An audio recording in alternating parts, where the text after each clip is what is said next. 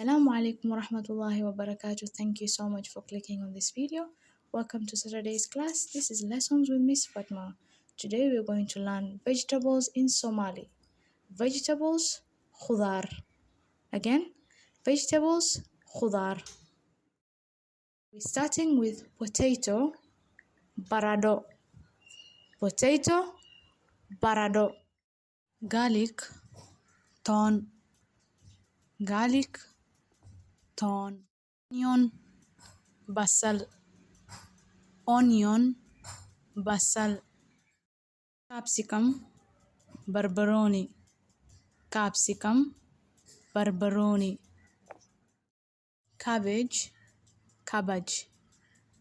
CABBAGE, KABBAAJ. Carrot, KAROOTO. Carrot, KAROOTO. TOMATO-NYAANYO. Again, TOMATO-NYAANYO. So, tomato, botanically speaking, is a fruit, but could be considered a vegetable too.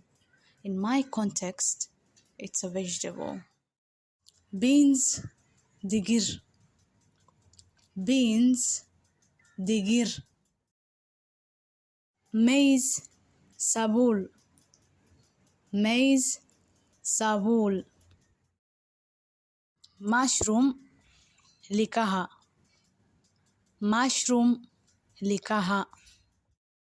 Coriander or cilantro, CALEEN. Coriander or cilantro, CALEEN.